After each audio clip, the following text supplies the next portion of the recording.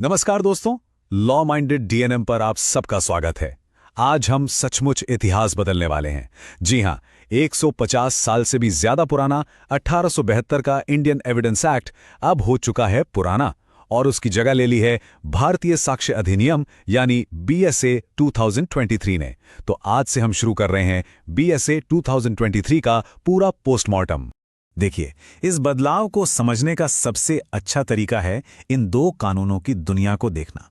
एक तरफ था 1872 का कानून, जो कागज, स्टैंप और फिजिकल डॉक्यूमेंट्स के दौर का था, और दूसरी तरफ है बीएसए 2023, जो कि एक पूरी तरह से डिजिटल रेडी कानून है आज की दुनिया के लिए, स्मार्टफोन, ईमेल और सीसीटीवी के लिए। ये सफर है कागज से डिजिटल तक।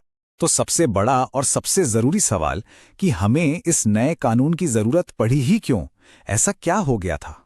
वजह बिल्कुल साफ है। सोचिए, 1872 में ना तो मोबाइल फोन थे, ना इंटरनेट था और ना ही कोई सीसीटीवी कैमरा।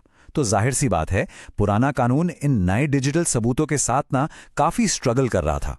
इसीलिए हमें एक ऐसे कानून की जरूरत थी जो आज की टेक्नोलॉजी को समझे। तो चलिए इस नए कानून की नींव से शुरू करते हैं। सेक्शन 1 हमें बताता है कि यह कानून कहां-कहां लागू होता है।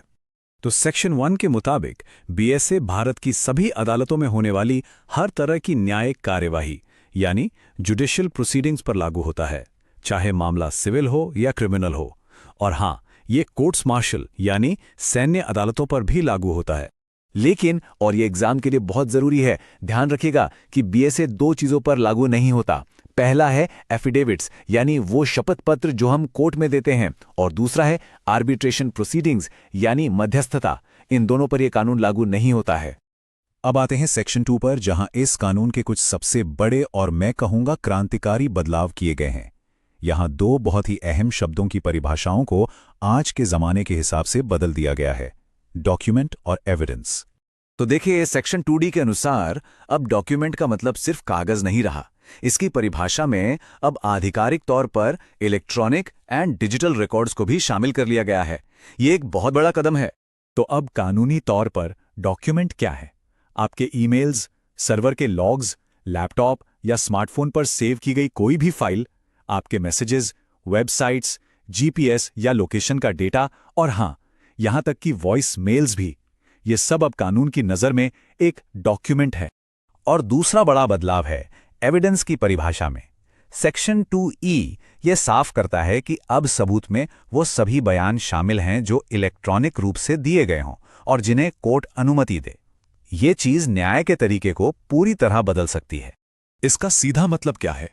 इसका मतलब यह है कि अब कोई भी गवाह वीडियो कॉल के जरिए भी अपनी गवाही दे सकता है, और उसकी गवाही को उतना ही वैध माना जाएगा जितना कोर्ट में खड़े होकर दिए गए बयान को। इसे अब एक वैलिड ओरल एविडेंस माना जाएगा। अब देखिए, बीएसए 2023 एक और बहुत ही स्मार्ट काम करता है। ये हर टेक्निकल शब्द को खुद से डिफाइन करने की कोशिश नहीं करता, बल्कि ये एक दूसरे जरूरी कानून के साथ एक स्मार्ट लिंक बनाता है। तो बीएसए क्या करता है? ये इंफॉर्मेशन टेक्नोलॉजी एक्ट 2000 यानी आईटी एक्ट से परिभाषाएं उधार लेता है। सेक्शन 2(2) साफ साफ कहता है कि जिन शब्दों को बीएसए में नहीं समझाया गया, उनका मतलब वही होगा जो आईटी एक्ट में दिया गया है। जैसे कि इलेक्ट्रॉनिक रिकॉर्ड। आईटी एक्ट के मुताबिक ये कोई भी डेटा, रिकॉर्ड, इमेज या साउंड है जिसे इलेक्ट्रॉनिक फॉर्म में स्टोर, भेजा या रिसीव किया जाता है। सिंपल। ठीक इसी तरह डिजिटल सिग्नेचर की परिभाषा भी आईटी एक्ट से ही ली गई है। आसान भाषा में ये किसी भी इलेक्ट्रॉनिक रिकॉर्ड को प्रमाणित करने यानी ऑथेंटिकेट करने का एक सुरक्षित इलेक्ट्रॉनिक तरीका है। और हां, एक बात गांठ बांध लीजिए, डिजिटल सिग्नेचर आपके साइन का स्कैन किया हुआ फोटो नहीं है। नहीं, ये एक बहुत ही सिक्योर क्रिप्टोग्राफिक तरीका है जिससे किसी डॉक्यूमेंट की असलियत को पक्का किया जाता है। दोनों में जमीन आसमान का फर्क है। तो चलिए अब इस पहले भाग की सबसे जरूरी बातों को एक बार फटाफट से दोहरा लेते हैं। हमारा फाइनल टेकअवे क्या है? दोस्तों, अगर हमें बीएसए 2023 को एक सिंपल फॉर्मूले में समझना हो तो वो है पेपर प्लस डिजिटल। ये कानून पुराने और नए दोनों को एक साथ लेकर चलता है ताकि हमारी न्याय व्यवस्था भविष्य के लिए पूरी तरह से तैयार रहे। तो अब हमें ये तो पता चल गया है कि एविडेंस क्या है, पर क्या हर फैक्ट, हर बात कोर्ट के लिए जरूरी होती है? मान लीजिए किसी मर्डर से ठीक पहले किसी ने चाय पी तो क्या वो चाय कोर्ट के लिए जरूरी है, रेलेवेंट है या नहीं? यही सब जानेंगे हम अगले भाग में, रेलेवेंसी ऑफ फैक्ट्स। हमारे साथ बने रहिएगा।